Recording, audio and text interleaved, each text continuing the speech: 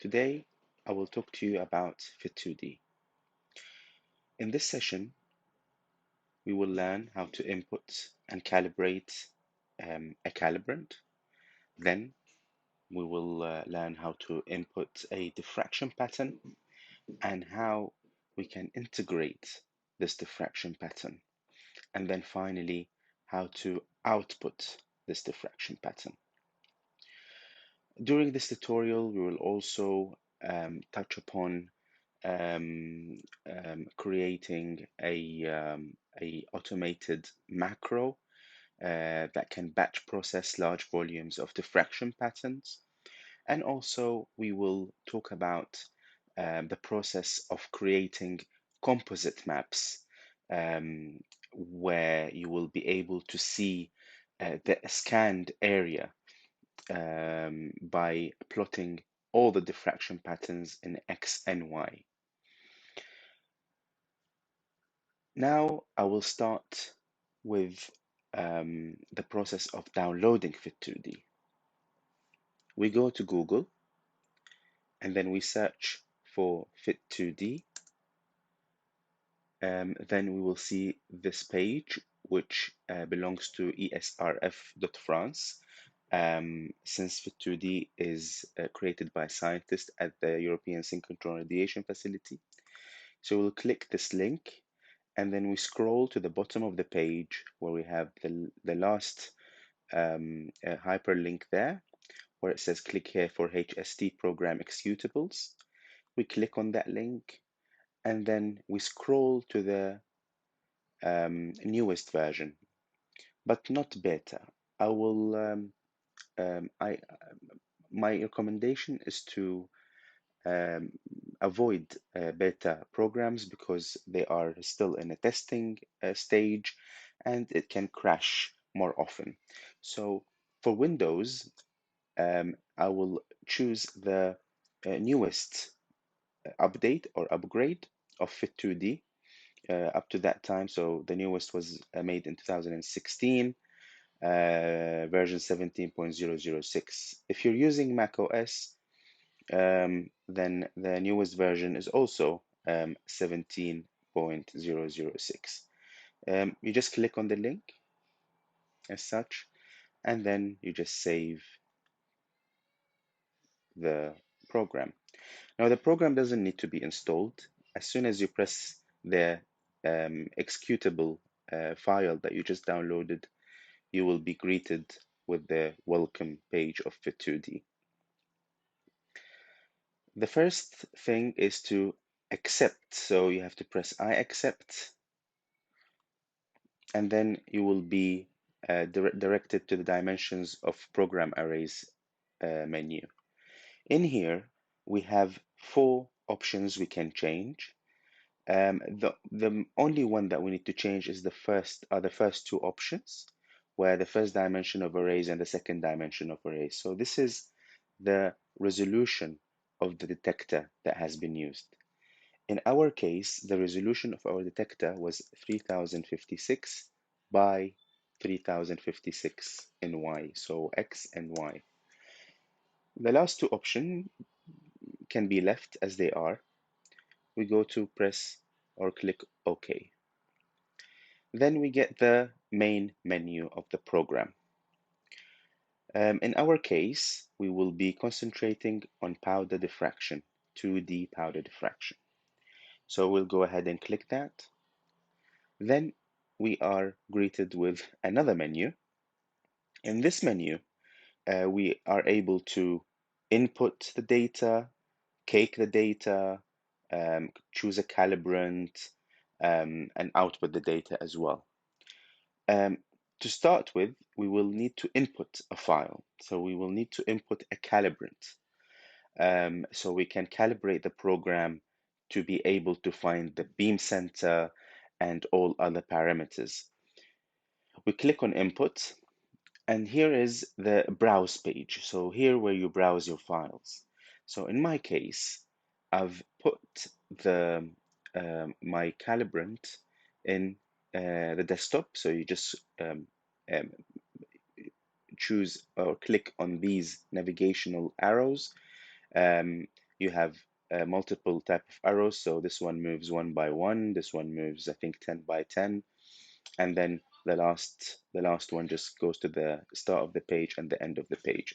So we'll go to the start of the page and then we'll move 10 by 10 until we find the desktop. So in my case, that's where I've stored my data. In the desktop, we will see all the files, all the folders on the left and all the files on the right. In my case, I saved my diffraction patterns in a folder called test. When I click on test, I see the files that I have. So these are my files.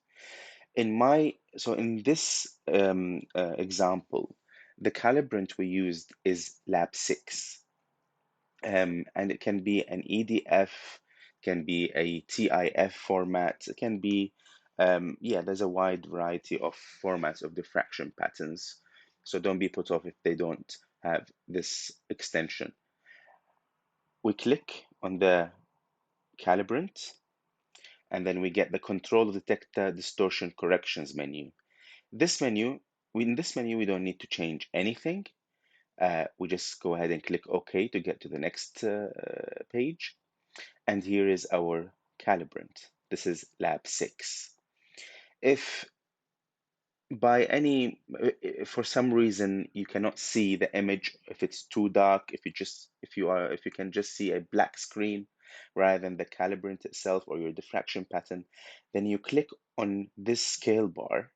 When you click on this scale bar, so notice now we have this menu right there. When you click on the scale bar, you will get an intensity scaling menu. So the menu changes. And then you go ahead and click on weak peaks. And this should fix the issue of having a black screen, because it will um, change the scaling so you can see all the information that you need to see. Once we've done that, we need to exit the intensity scaling menu to go back to the original menu. And then in here, since we already have the calibrant already loaded, we need to tell the program that this is our calibrant, and we need to specify which calibrant it is. So right there at the corner, we have the calibrant button. We click on that, and then as you can see here, we have a number of calibrants there. If your calibrant is not in this list, you can define your own calibrant by going to a database and selecting all the despacing of your calibrant. In this case, we have the lab 6. There it is, it's lanthanum hexaboride. So we click on this button, and then we go to the calibrant pattern refinement of distant wavelength etc menu. In this menu, we need to specify, we need to tell the program what is our sample detector distance. So we need to change this menu, this parameter here. In our case, it was about 200 millimeters. Then we need to tell the program the energy of our beam during the experiment. And we need to convert the energy into wavelength, into X-ray wavelength. In our case, this is 0.82 angstroms. And then finally, we will need to specify the pixel size of the detector. So we said that we've set the resolution of the detector, so how many pixels in X and Y at the beginning. Now we need to tell the program how many pixels does the detector have, or the size of the pixels in the said detector. In our case, the pixel size was 80 microns in X and 80 microns in Y. Here we go. Then we can ignore or we don't need to change any of the rest of these parameters. The only thing we would like to change is the refine X-ray wavelength. Since we know our X-ray wavelength from our experiment, we don't want this program to refine it. So the program will try and calculate computationally the wavelength, but we don't want that because we are happy with our wavelength. We know the energy, what we collected our data at, and we converted that to wavelength. So we don't want the program to refine it. So we click no. So just by clicking this yellow button, you can switch from yes and no answer. In our case, this should be no. We don't need to change anything else in this menu, as I've mentioned. Then we go ahead and click OK. Now here, it seems like it's a similar menu to the previous one since we have the same image. But if you notice down here, it is asking us to do a certain task. And here it's asking us to input coordinates on inner sample ring, more or equal to 3 coordinates. So simply, this is our inner sample ring. As you can see here, this is the inner ring. There's no rings um, closer to the beam center. So we need to choose 3 points or more in that ring. So notice we have a screen, a small screen here. So this is a magnification of what we see here. So if you see here, as I move my mouse, you can see this is our reflection right there. It's illuminating in that zoomed up window. Once we're happy, we can just click it. And as you can see, we have a plus sign there, which means that it registered our click. And then we go to the next point somewhere here. As you can see here, I'll just see it's quite hard to select, especially with the mouse and with the hands, to select it accurately. So there's an option here where you can choose 2-click instead of 1-click. So first, so if I press this yellow button here which says 2-click, now it wouldn't register. So it will just, so if you see here in the zoomed up window, it will save this window in the first click. Now this window is not moving anymore, and then a second click will register the input. So this is a bit more accurate because you don't need to be right on the crosshair. Your point doesn't need to be right at the crosshair. See, in that case, a little bit to the right, and then I click that. So these are the two options. You can choose between 1 and 2 clicks. 2 clicks would be more accurate. Once we're selected our 3 points or more, in our case it's 4, we just click this big yellow button. So as you can see here, click here to finish. And if everything is correct and we have selected or if we inputted the right parameters in the beginning, then we will have a screen like this where, as you can see, the program here found all the rings of the lab, of the calibrant, and is now fully calibrated.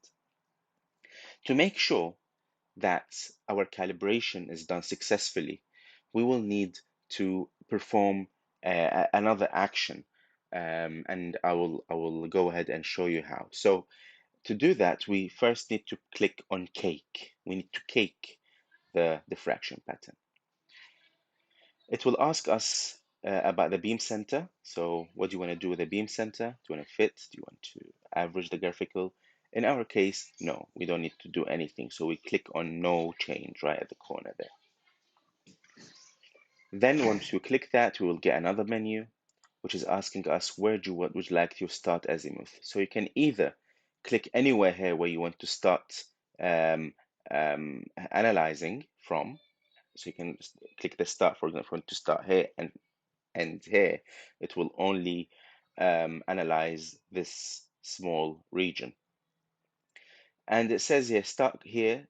Click here for 0. Yeah, we would like to start from 0. So when we click, so you can either click on the diffraction pattern itself, or you can click on this big yellow button if you would like to start analyzing from 0. So we click that. And as you can see here, this line is the 0 line. And then the same thing, it will ask us where you would like to your end azimuth to be. Again, you can click on the diffraction pattern, or you can click here for 360. Yes, we would like to analyze this whole pattern. So we click on the big yellow button.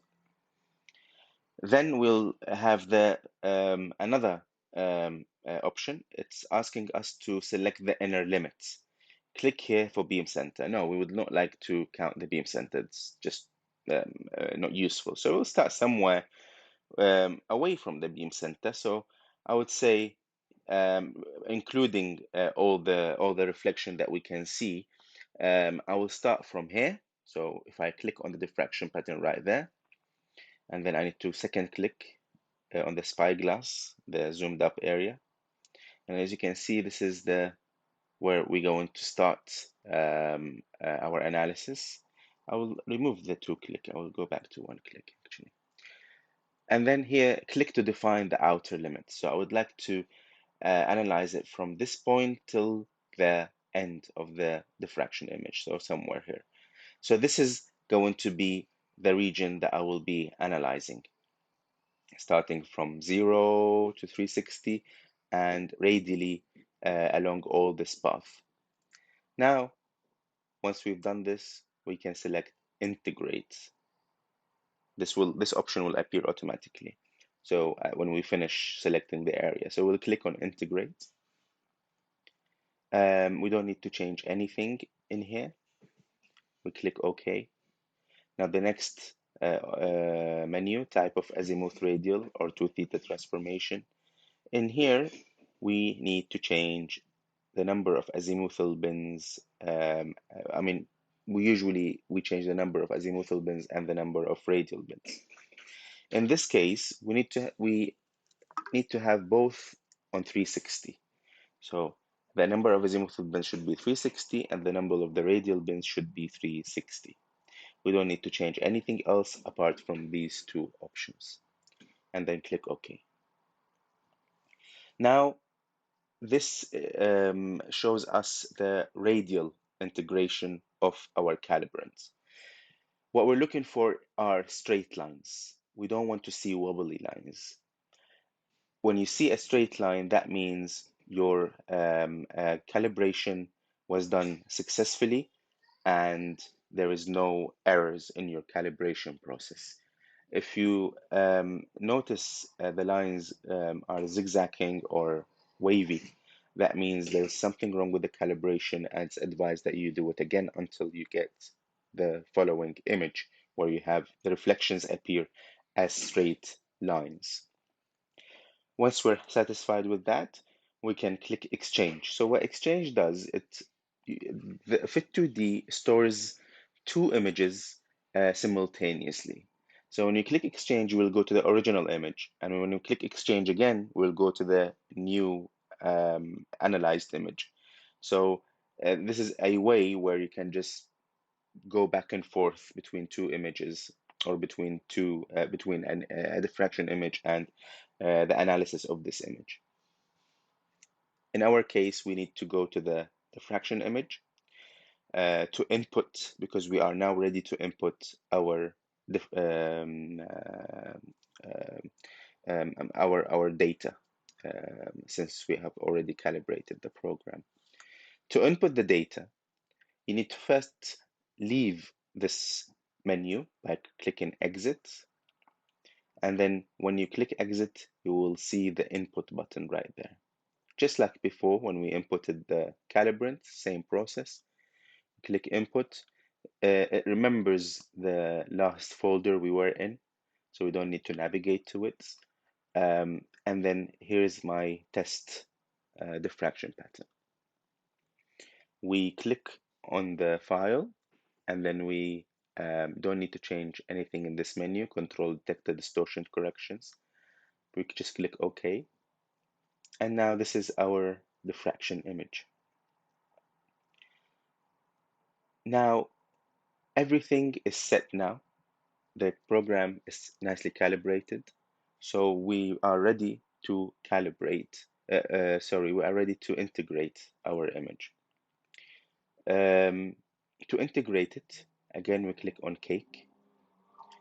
We'll select the same area as before, so we don't need to change anything from so as you can see here, the cake area that we selected during the lab 6 is saved, so it will give us the same cake area but for this diffraction pattern.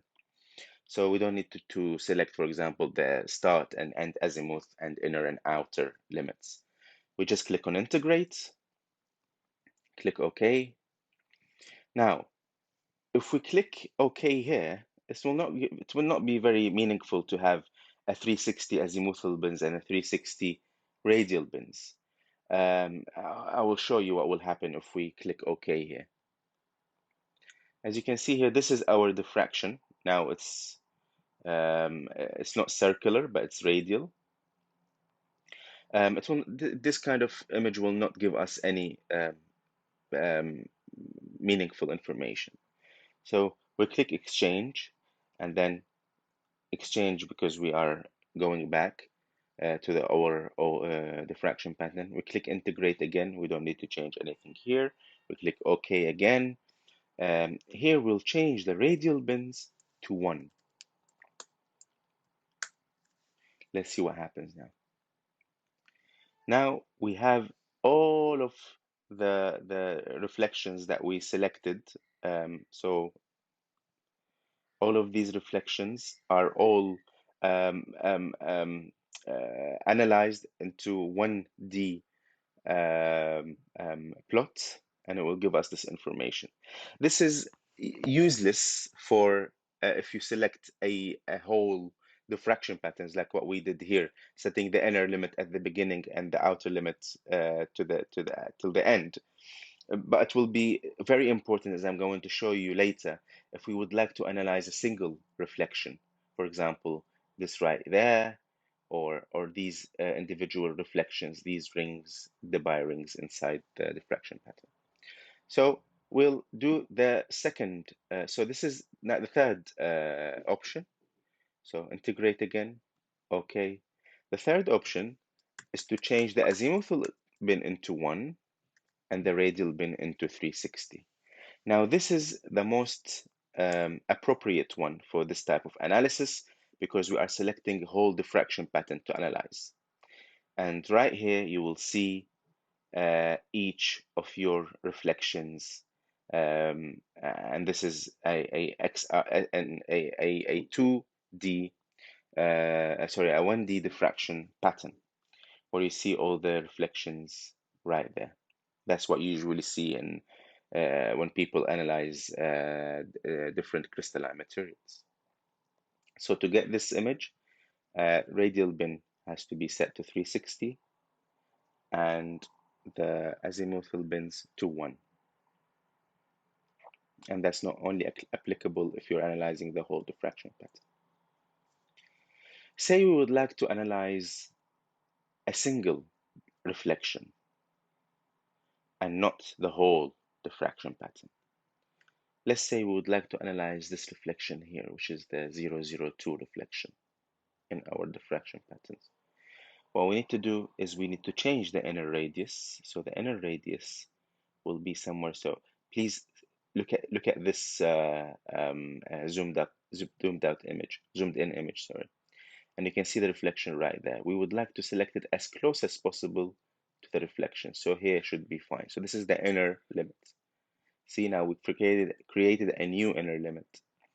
Then we go here on this yellow button, outer radius. So we select the outer radius. And then again, this time we select the other side of our reflection. So as you can see, this is our reflection in the zoomed in image. Here would be fine. So I'll just click right there. If you're having problem, if the mouse is moving too fast and you are not able to find to click at the right moment, you always have the 2-click option still available. Now I'm happy with my um, selection. I would like to analyze this ring or this reflection, and then I'll click integrate. Now, if I leave it, if the number of this model bin stays at 1 and 360, it will not give us any information. It will give us one huge peak because it's just integrating the whole reflection into one peak. So let's check and see. As you can see here, yeah, that's what we expect because it's integrating the whole thing. If we would like to analyze this deflection azimuthally, so 0 start from here and we see any changes in intensity as we go along the 360 degrees area, then we will need to do something different. Here we need to change that. The azimuthal, we would like to have it as 360, and the radial, we would like to have it at 1.